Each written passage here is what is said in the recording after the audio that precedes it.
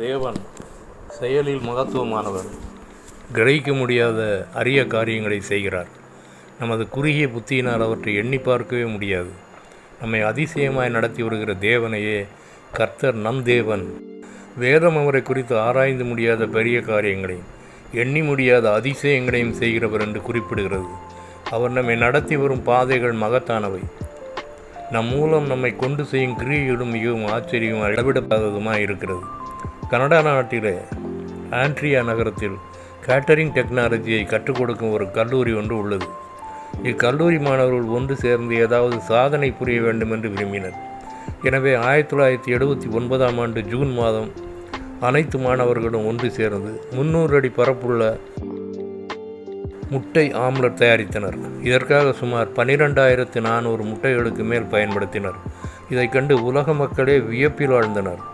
சமையற்கலையில் அநேகர் பல விதங்களில் சாதனை புரிந்துள்ளனர். ஆனால் இவ்வளவு பெரிய முட்டை ஆம்லெட்டை இதுவரை யாரும் தயாரிக்கவில்லை. நமது தேவனின் மகத்தான கிரியைகளுக்கு ஈடாக எதையும் கூற முடியாது. இன்று விஞ்ஞானிகள் தங்கள் மூளையை பயன்படுத்தி இந்த உலகத்தையே நவீனமயமாக மாற்றிக்கொண்டிருக்கிறார்கள்.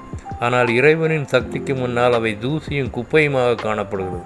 இத்தனை மகத்துவம் நிறைந்த தேவனுக்கு நாம் பிள்ளைகளாயிருப்பது மிகவும் மகிழ்ச்சியான செயல் அல்லவா? ஒவ்வொரு நிமிடமும் அவரின் அதிசயங்களை எண்ணி நன்றியுள்ளவர்களாக நாம் வாழ வேண்டும்.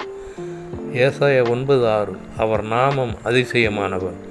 Isaiah 9:6 His name shall be called wonderful. Glory to God. Amen.